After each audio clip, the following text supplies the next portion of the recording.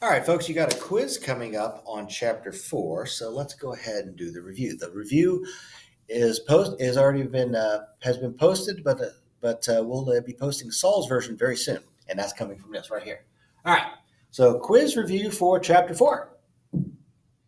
All right, the first station was a vocabulary station. These are all terms you need to know. I went ahead and typed them up, so that way I don't have to rewrite them. It looks better when I type them than when I write them out. But CPCTC, that's an important term in this chapter. It is the corresponding parts of congruent triangles are congruent. It basically says once you prove that the triangles are congruent, you can prove any of the remaining parts are congruent, such as if you have two pairs of sides that are congruent. Well, if you've already proven the triangle is congruent, any remaining parts are congruent after that. And then we have the triangle congruences. We have side SSS, which is side, side, side. SAS, which is side, angle, side. Angle, side, angle, which is ASA. And then angle, side, which is angle, side, or AAS. Now, I will tell you this. I always have to state this, so I'm going to tell you this anyway, because there is no such thing as the SSA postulate. It does not exist. I'll just leave it at that. And there's a reason why, but I won't go into details right now. Okay.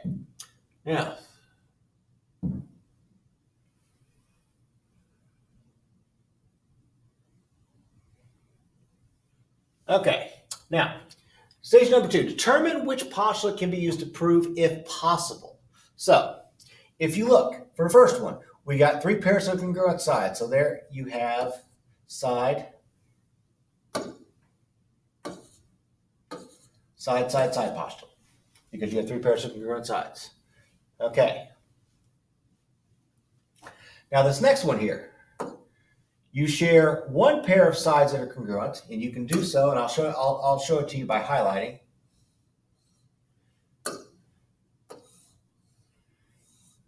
As you know from previous discussions, yellow and blue make green, so there you go, you're green. Now, there's only 2 pairs of sides, so if I write SS, that's not enough. Not enough information.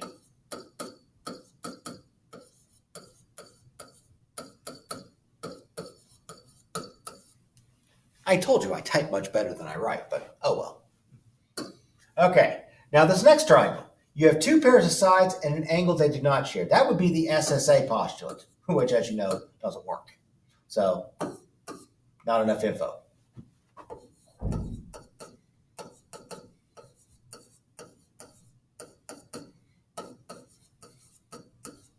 right. So, SSA doesn't work, so it's not enough info. Now, the last one here, that is 2 sides and an angle they share. So, that would be side, angle, side. I almost wrote SSS. That's an oops on my part. It's a big oops. There we go. Side, angle, side. So that's how you prove that those pairs of triangles are congruent, or in the case of the second and third ones, how they prove that they're not congruent, because there's not enough information. All right. Now, there's a lot of stuff in this review, so I may have to do a couple videos for it. We'll find out here in just a minute. All right. Now, the next 3 are proofs. I've already started the proofs, but I'll fill in the information for you at the very end. Okay. Now, first one, it's given that MJ is congruent to ML, which is right here. Notice we mark it on our diagrams. Always mark your diagrams, as you've already discussed. And then it says K is the midpoint of JL. We'll come to that in just a moment, but that's our given. Okay, next, we're trying to prove, and I'm going to go ahead and highlight this here, MJK, which is right here. I'm highlighting that in yellow.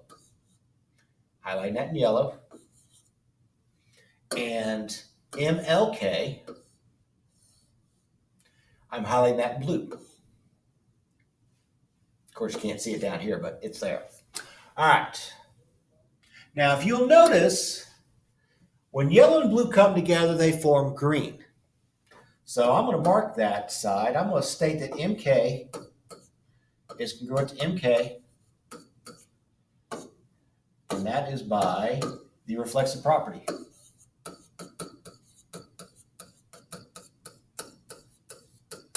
Now, if you look, I only have two congruences right there. So I have to look back at the given. In the given, it says that K is the midpoint of segment JL. So that means that segment LK is congruent to segment JK. And that is by the definition of midpoint.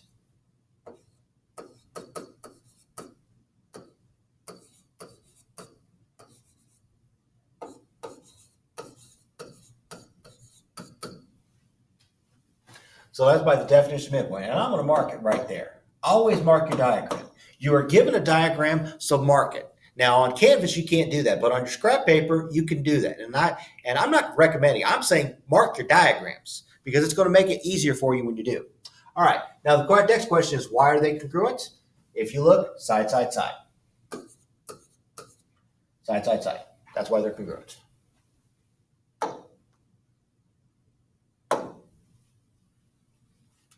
All right, now, that's the first of many proofs we're going to go through here. Now, let's look at the next one. PowerPoint's kind of going slow right now, so you have to forgive me on that. Okay, it says that triangle XYZ is equilateral and WY bisects angle XYZ. So we got two things there. We're trying to prove that XW is congruent to ZY. And I'm going to highlight that in purple. XW, trying to prove that this right there is congruent to that. So I marked it up there in the diagram. But before we do that, we got to first prove that the triangles are congruent to one another. So we'll come to that here in just a moment.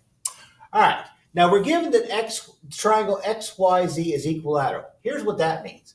That means that the three sides are congruent. So that means that XY is congruent to YZ, which is congruent to XZ. Now I'm putting a little curve down there to kind of show you that's that whole thing right there. So I got XY is congruent to YZ, which is congruent to XZ. And that is by definition of equilateral.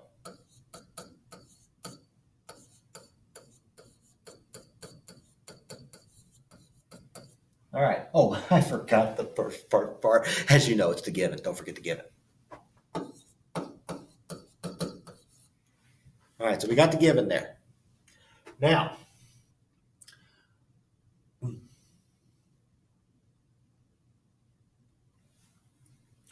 we are given that, well, actually, let's look at the following right here. I'm going to prove that this triangle right here is congruent to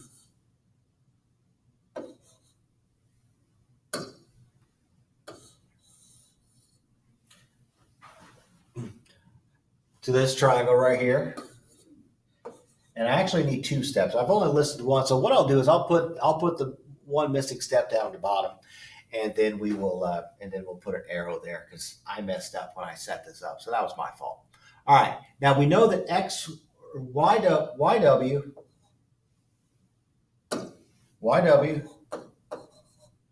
is congruent to YW.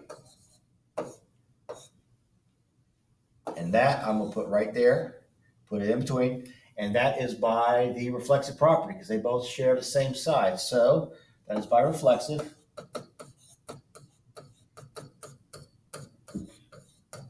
All right. Now, we are given that this segment bisects this angle. So what I'm going to do here is I'm going to call this angle 1, and we'll call that angle 2. Now, notice I label it in the diagram. You won't be able to do this on Canvas, but at least you will see how it works. At least you'll be able to see it on paper if you write it on paper. So I'm going to say that angle 1 is congruent to angle 2, and that is by definition of bisect.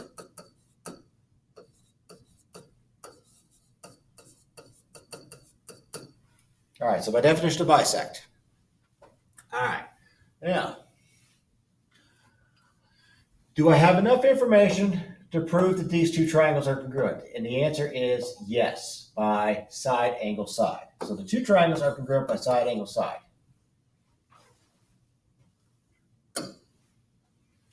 And then once I prove that the triangles are congruent, then I can come back and prove any remaining parts are congruent, which I've done right here, and that is by CPCTC. Now, I apologize that these right here are out of order. That should be right there. I apologize for that, but those things happen from time to time. All right.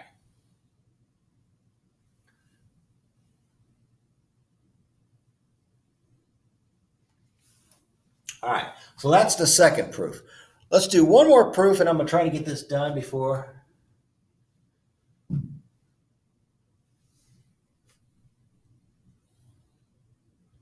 All right. Now, this one's a pretty quick one, so this won't take very long. All right. We're just trying to prove that the two angles are congruent, but we must first prove the triangles are congruent. Let's take what we have. AB is congruent to ED. I'll mark that in, let's mark that in purple.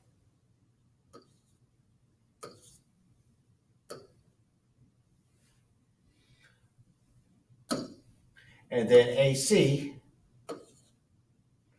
is congruent to CE.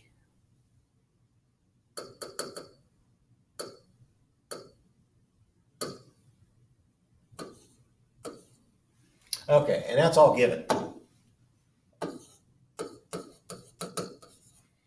And then we're given that C is the midpoint of BD. So that means that BC is congruent to CD. And that is by definition a midpoint.